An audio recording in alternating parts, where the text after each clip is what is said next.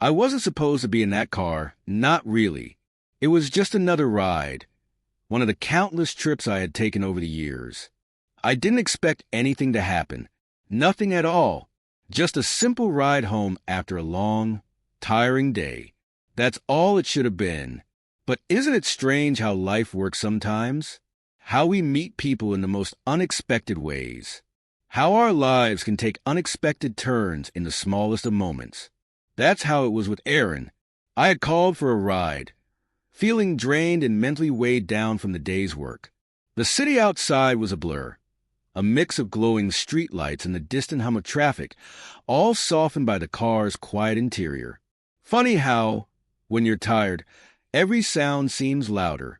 The faint click of my seatbelt, the steady purr of the air conditioning, even the soft rustle of my bag, they all felt amplified. And then his voice cut through the quiet. Warm and calm, he asked, "How's your night going?" It was a simple question, just polite, really. Yet, something in his tone made me stop for a moment. Those words pulled me out of my thoughts, almost like they had a weight of their own. Maybe it was the way he looked at me through the rearview mirror, not intrusive, but curious, like he was trying to understand something. "Long day," I replied, offering a small, tired smile. I didn't think he'd say more, but he did. "Yeah, I get that. What do you do?" His voice was kind, genuine, like he actually cared about the answer. I hesitated, surprised at how easy it felt to respond. "I work in marketing," I said. "It's exhausting. Too many decisions, too much pressure, and not enough time to focus on what really matters, you know?" I hadn't meant to share that much. Not with a stranger. But there was something about him that made it feel natural, safe even. He nodded, his eyes meeting mine briefly in the mirror. "I get it," he said softly. "Sometimes we get so caught up in the hustle, we forget to stop and breathe." There was that quiet understanding. I could see it in his eyes when I really looked. They held a calm wisdom, the kind that made you feel seen. For a moment, I wondered if he, too, was tired of the world spinning too fast. But then the moment passed, and we both fell silent. The city outside blurred past the windows, a moving canvas of lights and shadows. It should have ended there, but it didn't. Something had shifted in the air between us. The silence wasn't empty. It felt alive, like it carried unspoken words, shared thoughts, and a mutual understanding neither of us needed to explain. It felt heavy with unspoken words, the kind that hung in the air, unacknowledged yet undeniable. I found myself stealing glances at him in the rearview mirror, my eyes lingering just a little longer each time. It wasn't anything overt, just subtle exchanges, a word here, a glance there. And yet, with every passing mile, I felt an inexplicable connection, as if something invisible had closed the space between us. "I've been driving for a while now," Aaron said, breaking the silence. His voice was thoughtful, almost contemplative. "You start to notice things about people, just from the way they sit in the back seat." I tilted my head slightly, curious. "Do you mean you can tell what someone's like just by how they act in the car?"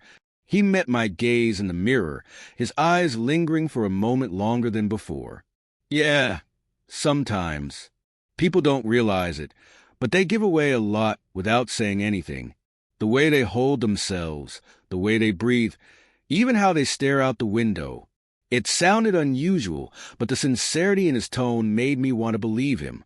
I swallowed against a sudden lump in my throat, feeling oddly exposed, as if I'd unknowingly revealed something about myself. His words were simple, but they carried a depth that made me feel like I'd stepped into a space I didn't fully understand, one where the usual rules didn't apply. There was a tension in the air now, quiet but palpable. It wasn't flirtation, not in the traditional sense, but there was something about the way he spoke, the way his gaze lingered, that made me feel seen in a way I hadn't felt in years. I shifted slightly in my seat, the warmth of the car settling around me like a cocoon. Outside, the city lights blurred into soft streaks as we sped down the road. For a moment, it felt like time had slowed, like it was just the two of us in this little bubble of shared understanding. Then his voice came again, softer this time, almost like a confession. You ever feel like the world's moving too fast? Like you're chasing something, but you don't even know what it is. There was again that pull. His words struck a chord deep inside me, resonating with something I hadn't fully admitted to myself. I nodded slowly, unsure of what to say, but knowing I had to say something. Yeah, I replied quietly. I feel like that all the time. Like there's always so much to do, so much to be, but it never feels like enough. Silence settled between us again, but it wasn't empty. It felt alive, buzzing with unspoken emotions and mutual understanding. The hum of the car and the soft sound of the tires on the pavement filled the space, grounding us in the present moment. His eyes found mine in the mirror again, and for a moment, it felt like he could see straight through me. That gaze, steady, knowing, held mine a beat longer than necessary, and I felt a vulnerability I wasn't prepared for. It was as if he had reached into a part of me I usually kept hidden, exposing truths I hadn't even realized were there. We were nearing my destination now, but the connection between us had only grown stronger. It wasn't something I could easily name or explain, but it was there, tangible and real, that I could feel it. This unspoken connection, this strange intimacy that seemed to tie us together, even though I knew it shouldn't. And then, just as the car slowed down to approach my street, Aaron did something unexpected. He looked at me through the rearview mirror, his gaze cutting through me in a way that made my heart skip a beat. "I think you're running from something," he said, his voice low, almost a whisper. The words hit me harder than I expected. I froze, caught off guard by the intensity of his tone. How could he know that? How could he possibly have known what I was running from? My breath caught in my chest, and a jolt of panic began to rise inside me. I wanted to say something, anything, to push back, but no words came. Aaron's gaze softened then, and I caught a flicker of understanding in his eyes. "You don't have to run," he said gently. "You know that, right?" I couldn't answer him, not in that moment. The weight of his words pressed down on me like a heavy blanket, and I realized that somewhere along the way, this simple ride had transformed into something far more complicated. There was no going back now, and that's when it hit me. The betrayal wasn't in what Aaron had done. It was in what I had allowed myself to feel. I had let myself get too close, too entangled in a connection that wasn't mine to claim. With a final glance in the rearview mirror, Aaron said, "You'll be okay." And just like that, the ride was over. I stepped out into the cool night air, the weight of everything that had just happened still lingering between us like a shadow.